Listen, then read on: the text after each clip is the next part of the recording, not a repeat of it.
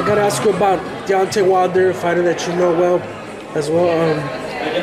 You see his past fight, and a lot of people want to see him in there with Anthony Joshua. What do you make of that fight, and how do you think it's going to come together? Is it possible?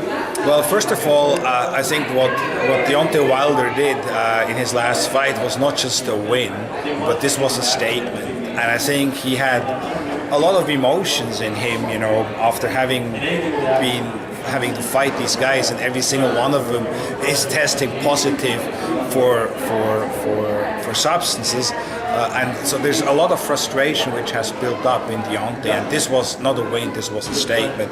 This was a statement to all of us fight fans, it was a statement to the boxing world, but it was really a statement to Anthony Joshua, wait, I'm coming for you. And I have no doubt, I've known Deontay just like Abner from the days coming out of the Olympics. And so I've known Deontay for a long time, and so I know what I'm talking about. He is ready physically and mentally. And I think if you want to beat Anthony Joshua, you don't only need the skills and the physical attributes, but you need the mental attributes as well.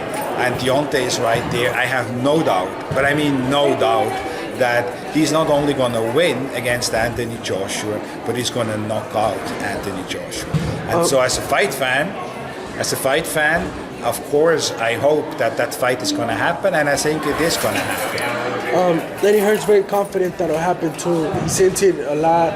He's gone on record saying that it's going to happen in 2018.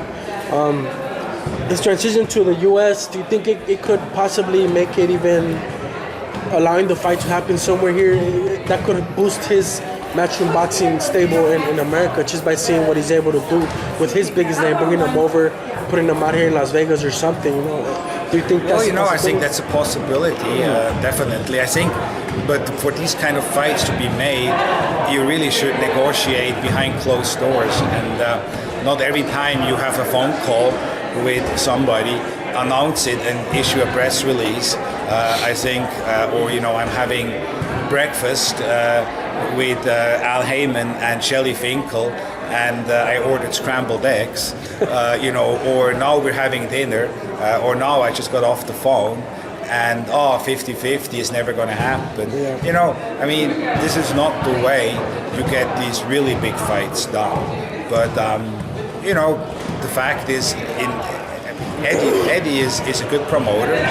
He's done many, you know, relatively big fights in the UK, but he's really a novice when it comes to putting together mega fights. I mean, he did the fight with Klitschko and with Joshua, yeah. But that was really more the team Klitschko, because you know they are an experienced team. They've been in many big fights.